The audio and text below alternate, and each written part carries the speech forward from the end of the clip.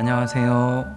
내맘주치의 노충구 원장입니다. 우리 아이들이 매일 잘한다는 것을 느낄 수는 없지만 어느 순간 부쩍 컸다는 느낌이 들 때가 있죠. 틱은 이런 성장기 아이들에게서 나타나는 증상 중에 하나인데요. 신경이 약하고 예민한 아이들에게서 주로 나타나게 됩니다. 이 틱 증상은 아이들마다 나타나는 정도가 다르고 증상이 보였다, 안 보였다, 심해졌다, 또 덜해졌다를 반복하게 되기 때문에 부모님들도 아이들도 참 헷갈리는 질환 중에 하나입니다. 오늘은 틱 증상의 증감에 영향을 주는 요소들에 대해서 알아보겠습니다. 첫 번째는 스마트폰, 영상에 대한 노출입니다. 틱은 신경이 예민하고 약한 아이들에게서 나타납니다. 스마트폰이나 영상 자극은 아이들의 미숙한 뇌신경계에 과도한 자극을 주게 되죠. 요즘은 아이들이 어려서부터 스마트폰과 영상에 노출되면서 과도한 신경자극을 받으며 자라다 보니 과거에 비해 틱이 나타난 아이들이 급격히 증가하게 되었습니다. 두 번째, 나이입니다. 일반적으로는 만 5세 무렵부터 시작해서 청소년 시기에 틱 증상이 가장 심해집니다. 이 시기에 적절한 치료를 해줘야 성인기까지 이어질 수 있는 만성적인 틱을 예방할 수 있습니다. 틱의 초기 증상으로는 눈 깜빡임이나 얼굴 찡그림 등의 단순한 운동 틱이나 음성 틱만 보이지만 어느 정도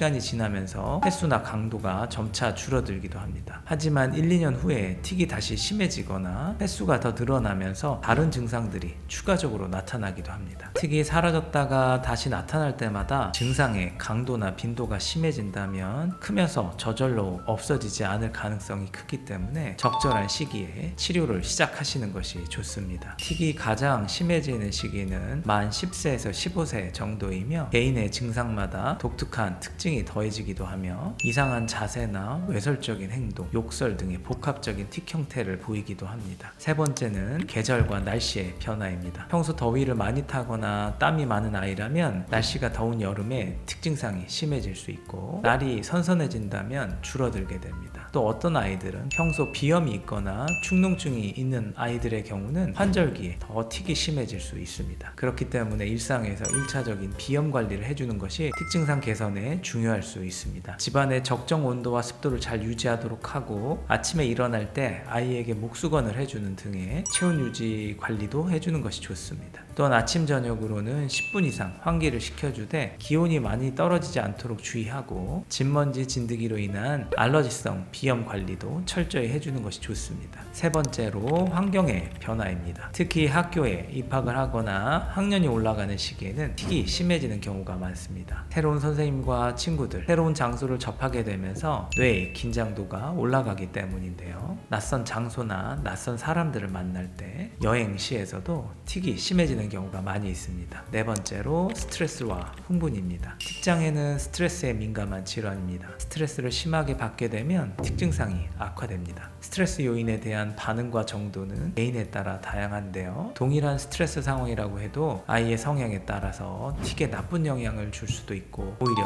좋은 영향을 줄 수도 있습니다. 예를 들면 어떤 아이는 놀이공원이나 여행 후에 감정적 흥분으로 인해 틱이 심해지기도 하고요. 반면에 어떤 아이들은 스트레스가 해소되어 오히려 틱이 줄어들기도 합니다. 좋든 나쁘든 스트레스를 받는 동안 흥분된 뇌는 도파민을 활성시키게 되고 틱 증상을 경감시키거나 저지하는 전두엽의 기능은 억제되는 경향이 있습니다. 즉 모든 스트레스는 일시적으로 틱을 악화시킬 수 있다는 것을 이해해야 하는데요. 다만 일회성 스트레스로 인한 일시적인 틱의 악화는 대부분 단기간에 회복이 됩니다. 그러니까 어쩌다 한 번쯤 놀이공원이나 캠핑을 다녀와서 틱 증상이 잠시 올라오는 것에 대해서는 너무 걱정하지 마시고 아이와 즐거운 시간을 가져보는 것도 좋을 것 같습니다. 다섯 번째로는 수면 부족입니다. 수면의 중요성은 최근 수면의학이 발달하면서 더욱 많이 강조되고 있는데요. 우리의 뇌는 잠을 자는 동안 뇌신경계가 노폐물을 배출하고 문제가 생긴 부위들을 회복하게 됩니다. 또한 수면은 감정을 정리하고 기억을 장기 기억으로 넘기는 시간이기도 합니다. 따라서 한참 성장기의 아이들은 그만큼 충분한 수면, 질 좋은 수면이 매우 중요할 수밖에 없겠죠. 틱장애 증상도 대부분의 아이들이 충분한 수면을 가진 후 아침 시간에는 덜 하지만 그렇지 않은 경우에는 심해지는 경향이 많습니다.